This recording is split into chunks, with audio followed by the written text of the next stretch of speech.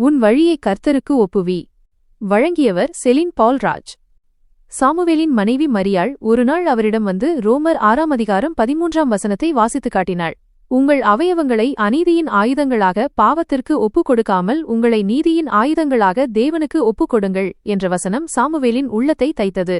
Samuel, நம்முடைய கைகள், கால்கள், ஏன் நம்முடைய சிந்தனை கூட கர்த்தர் விரும்பும் பரிசுத்தத்திற்கு ஒப்புக் கொடுக்கப்படும்போதுதான் அவர் தரும் தரிசனம் நிறைவேறும் என்று மரியாள் மென்மையாக கூறினாள்.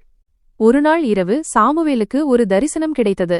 ஏழைகளுக்கும் அனாதைகளுக்கும் புகலிடம் தரும் ஒரு பெரிய ஆலயத்தையும் அதனுடன் இணைந்த ஒரு மருத்துவமனையையும் கட்டும்படி கர்த்தர் அவரிடம் பேசினார். அந்த தரிசனம் மிக தெளிவாக இருந்தது. சாமுவேல் மிகுந்த உற்சாகமடைந்தார். தரிசனம் கிடைத்துவிட்டது, இனியெல்லாம் தானாக நடக்கும் என்று அவர் எண்ணினார். சங்கீதம் 37:5 தன் வழியை ஒப்புவிக்க தீர்மானித்தார். சாமுவேல் தனது சபையின் மூப்பரான சீலாசை சந்தித்து தனது தரிசனத்தை பகிர்ந்து கொண்டார்.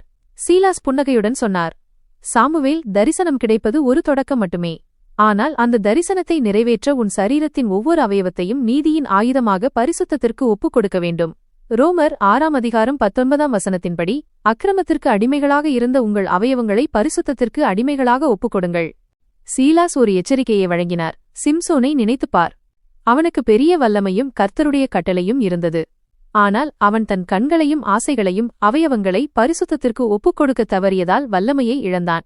அதுபோலவே 1 ராஜாக்கள் 13 வரும் அந்த இளம் தீர்க்கதரிசிக்கு தெளிவான வார்த்தை இருந்தது. ஆனால் அவன் தன் கால்களை தேவன் சொன்ன பாதையில் நடத்தாமல் கீழ்ப்படியாமையால் தன் ஜீவனை இழந்தான்.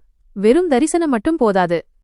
சீலாஸ் தொடர்ந்து கூறினார், ஆனால் சாஸ்திரிகளை பார், அவர்கள் நட்சத்திரத்தின் தரிசனத்தை கண்டதோடு நிறுத்தாமல் தங்கள் கால்களையும் உடைமைகளையும் ஒப்புக்கொடுத்து நீண்ட தூரம் பயணம் செய்தார்கள். பேதுருவும் அப்படித்தான். தரிசனத்தை கண்டவுடன் தன் தயக்கத்தை விட்டுவிட்டு புறஜாதியினரிடம் செல்ல தன் கால்களை ஒப்புக்கொடுத்தார். உன் வழியை அவரிடம் ஒப்புக்கொடுப்பது என்பது உன் சரீரத்தின் செயல்பாடுகளை அவரிடம் தருவதாகும். சாமுவேல் உணர்ந்தார்.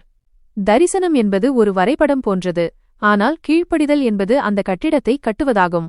அன்று அவர் முழங்காலிட்டு, கர்த்தாவே, என் கைகள் லஞ்சம் வாங்காது, என் கால்கள் தவறான பாதையில் செல்லாது, என் கண்கள் அநீதியை பார்க்காது, என் முழு சரீரத்தையும் உமது பரிசுத்தத்திற்கு ஒப்புக் கொடுக்கிறேன் என்று ஜெபித்தார்.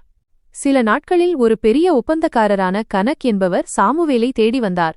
சாமுவேல், நீங்கள் கட்டப்போகும் ஆலயப் பணியில் தரம் குறைந்த பொருட்களை பயன்படுத்துங்கள், மிஞ்சும் பணத்தை பகிர்ந்து கொள்ளலாம், யாருக்கும் தெரியாது என்று ஆசை காட்டினார்.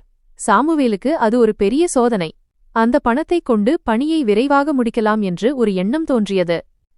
சாமுவேல் கனக்கிடம் திட்டவட்டமாக கூறினார், ஐயா, என் கைகள் கர்த்தருடைய நீதியின் ஆயுதங்கள்.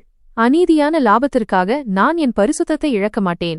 தேவன் கொடுத்த தரிசனத்தை அவருடைய வழியிலேயே நிறைவேற்றுவேன். கனக் ஏமாற்றத்துடன் வெளியேறினார். சாமுவேல் கடினமான பாதையை தேர்ந்தெடுத்தாலும் அவர் மனதில் ஒரு பெரிய அமைதி இருந்தது.